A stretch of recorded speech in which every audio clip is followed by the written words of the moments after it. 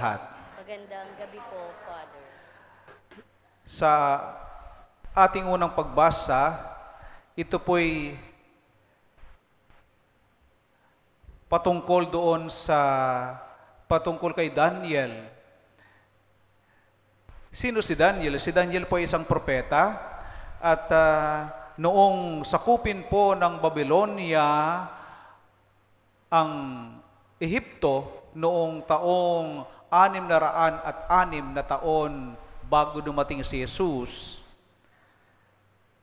Sinakop po ng Babylonia ang Ehipto sa pamumuno po ng kanilang haring si Nabucodonosor. Siya ay tinataguri ang pinakadakilang hari ng Babylonia. Si Propeta Daniel ay isa sa mga bihag na dinala po patungong Babylonia. At dahil po sa nakakitaan siya ng angking karunungan, bagamat siya ay bihag, siya po ay kinuha o itinalaga bilang isa sa mga tagapayo ni Haring Nabucodonosor. Kaya dito po sa ating unang pagbasa, binibigyang kahulugan o hindi binibigyang kahulugan, kundi sinasabi ni Propeta Daniel kay Haring Nabucodonosor kung ano ang kahulugan ng kanyang panaginip. Kaya sinabi niya sa hari na ang kanyang kaharian ay malapit ng magwakas. At may 3 pang ibang kaharian na papalit dito, hahalili dito, ngunit magwawakas din. Sabi sa ating unang pagbasa, sa panahon ng mga haring yaon, sabi ni Daniel, ang Diyos ay magtatayo ng isang kahariang hindi maibabagsak kailanman at ninuman. Dudurugin nito ng kaharian ng Diyos at ganap na wawasakin ang iba pang kaharian sa mundo at hindi babangon ang mga iyon kailanman. Kaya pinamukha ni Daniel ang kahulugan ng panaginip ng hari, bagamat ito'y patungkol sa pagtatapos, nalalapit na pagtatapos ng kanyang kaharian. Sa ating ebanghelyo ay ganito rin po ang himig at ang kahulugan ng tinutumbok. Pagkawasak, pagtatapos din po ng struktura ng templo ng Jerusalem. Ipinagmamalaki po ng mga tao na ito yung sentro ng kanilang panalangin sa Diyos. At hindi lamang, ito'y may palamuting mamahaling bato at ginto na taglay at hain ng mga tao. Kaya sinabi ni Jesus, kumbaga, huwag niyong masyadong ipagmalaki ang ginawa ng tao sapagkat darating ang panahon na lahat ng nakikita ninyong iyan ay guguho at walang batong ititira sa ibabaw ng kapwa bato. Nagkatotoo nga po, mga kapatid. Ngayon po, walang natirang kahit anong bahagi ng templo ng Jerusalem. Tanging bahagi lamang po ng bakod nito ang nakatayo. Bahagi ng bakod nito ang nakatayo na tinatagurian ngayong Wailing Wall. Bakit po Wailing Wall? Sapagkat dito po naiiyak ang mga Hudyo dahil sa panghinayang sa pagkawasak ng kanilang templo.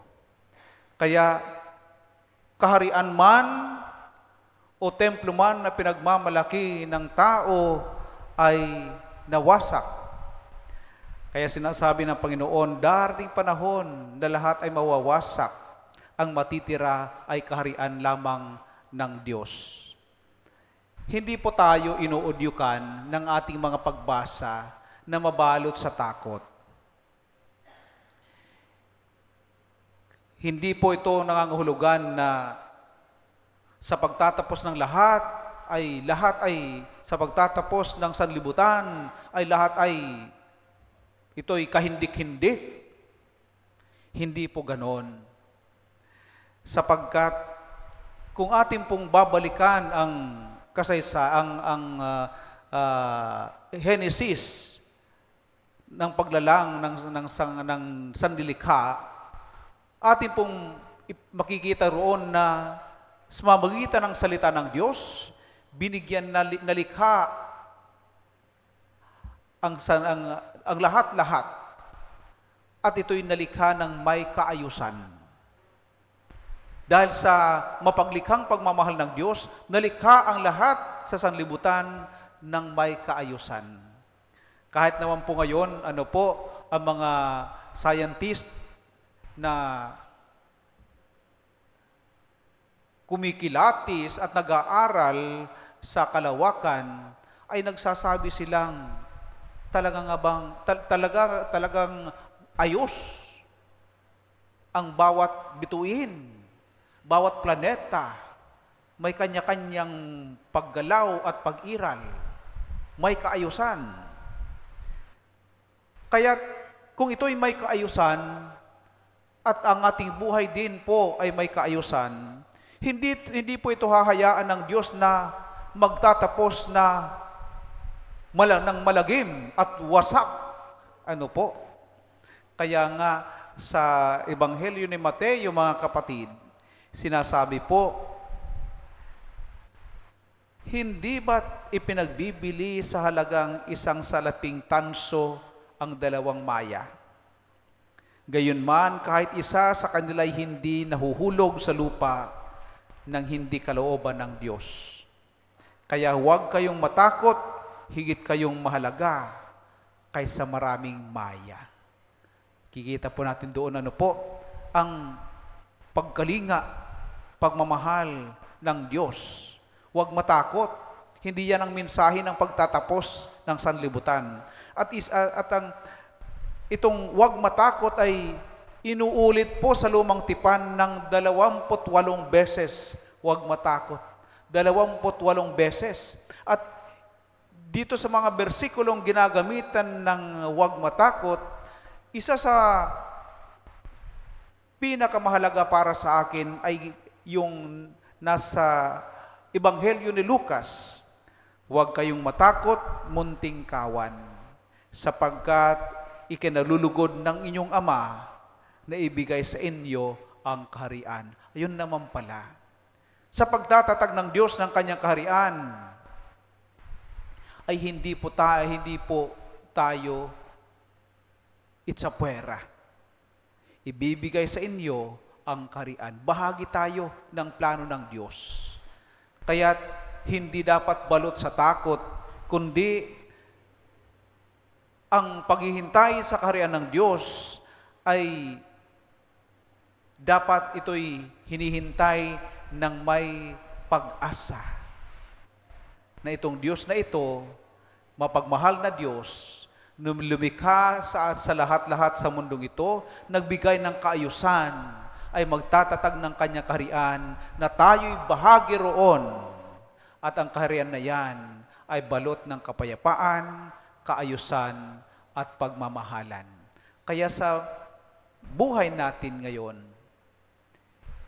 ilagak natin ang ating mga sarili sa kamay ng Diyos. Ang ating seguridad ay hindi dapat nakatuon sa mga bagay na ating naipundar. Hindi po doon sa nakabatay ang ating seguridad sa mga gusaling ating naipatayo. Hindi po sa bahay nating naipatayo, anumang mga naipundar natin sa buhay. At kahit naman po yung insurance siguro na ating binabayaran para sa ating seguridad, ay hindi rin po yan dapat doon nakabatay talaga ang ating tunay na seguridad. Saan ang tunay na seguridad? na sa kamay ng Diyos na magtatarag ng kanyang kaharian ng kapayapaan, kaayusan, at pagmamahal.